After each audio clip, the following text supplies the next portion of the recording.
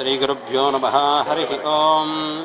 अनुहवं परिहवं परिवादं परिक्षपं दुःस्वप्नं दुरितं तद्विशद्योतिषां यहम् अनुहूतं परिहूतकं शकुनैर्यतशाकुनं मृगस्य श्रुतमक्ष्णया तद्विशद्योतिषां यहम् आरात्ते अग्निरस्वारात् परशुरस्तु ते निभाते त्वाभिवर्षत स्वस्ति ते एस्तु वनस्पते स्वस्ति मे एस्तु वनस्पते नमः सकृत्सते रुद्राज नमो रुद्राज सकृत्सते गोष्ठमसि नमस्ते अस्तु मामाहिगुंसीः निशवज्रो नमस्ते अस्तु मामाहिगुंसीः उद्गातेव शकुने सामगाजिति ब्रह्मपुत्र इव सवनेषु तगुंसति स्वस्ति नः శుకునే అస్తు ప్రతిన సుమనా భవ. ఈరోజు శ్రీరామనవమి సందర్భంగా ప్రపంచమంతా ఈరోజు రాముల వారిని సేవించి అందరూ ఆయన వరాలు పొందుతారు.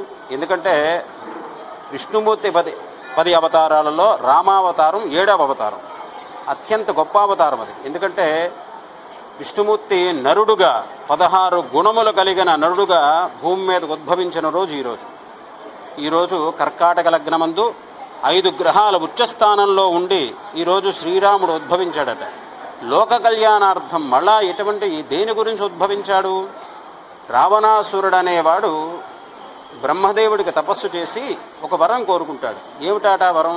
యక్షులు కానీ కిందలు కానీ కింపురులు కానీ దేవతలు కానీ ఎవరి చేతిలోనూ మరణం లేకుండా ఉండేలా వరం అడుగుతాడు. కానీ అందులో మానవుల్ని అడగలేదు. అంటే మానవుల వల్ల ఇతను ఏమీ ప్రమాదం లేదనుకున్నాడు.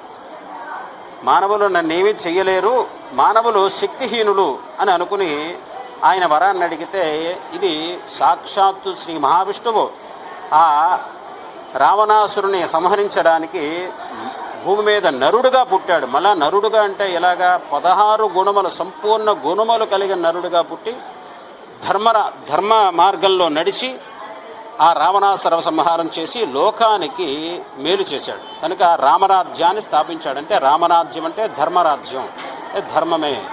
ఏనాడు రాముడు ఎప్పుడు ధర్మం గురించి ఆలోచించాడు, అంతేగాని ఎప్పుడు అధర్మం గురించి ఎప్పుడు ఏనాడు ఆలోచించలేదు.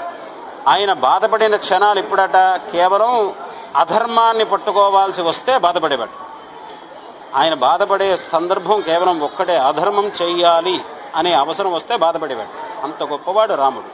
అంతటి రామో విగ్రహాన్ ధర్మ అంటే సాక్షాత్తు రాముణ్ణి చూస్తే చాలాడ ధర్మం చూసినట్టే. అంటే రాముడు వేరు ధర్మం వేరు కాదు మనకి. అంటే రాముడు అంత గొప్పవాడు. ధర్మాన్ని ఆచరించడంలో ఆయన మొట్టమొదటి వాడట. అందుకే మనకందరి ఆదర్శ పురుషుడు రాముడు. కనుక అంతటి మహా శ్రీరామనవమి సందర్భంగా ఈరోజు శ్రీ పంచాయతన త్రిముఖ విఘ్నేశ్వర స్వామివారి దేవాలయంలో శ్రీ కోదండరామస్వామి వారికి ఉదయాన్నే 6 గంటలకి అభిషేకం, అనంతరం 9:30 గంటలకి కళ్యాణ మహోత్సవం చక్కగా జరిగింది. దానికి విశేషంగా భక్తులందరూ పాల్గొని స్వామివారి తీర్థప్రసాదాలు స్వీకరించారు. అలాగే చాలా వైభవంగా చక్కగా ఈ కార్యక్రమం జరిగింది. ఈ రోజున ప్రపంచమంతా రాముణ్ణి సేవించి ఆయన దగ్గర వరాలు పొందుతారు. ఎందుకంటే రాముణ్ణి ఎందుకు సేవించాలి? మనం ధర్మ మార్గంలో నడవాలి కాబట్టి రాముణ్ణి సేవించాలి. ఎందుకంటే రామావతారం చెప్పిందే ధర్మం, కేవలం ధర్మం ఒక్కటే. ప్రపంచం ఎప్పుడైతే ధర్మ మార్గం నడుస్తుందో సస్యశ్యామలంగా అవుతుందట.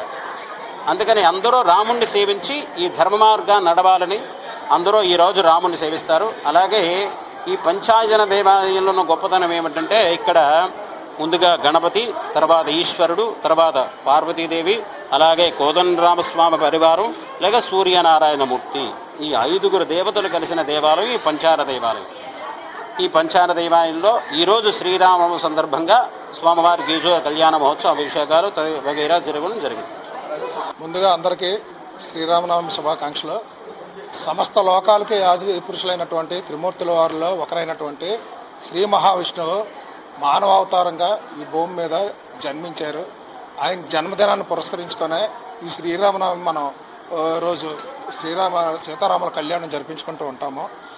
ముఖ్యంగా ఈ భూమి మీద ఎలా పాలించాలి, మానవాళ్ళు ఎలా ఉండాలి, రాక్షస పాలనతో ఉండేవారు అప్పుడంతా కూడా చాలా అటవికంగా.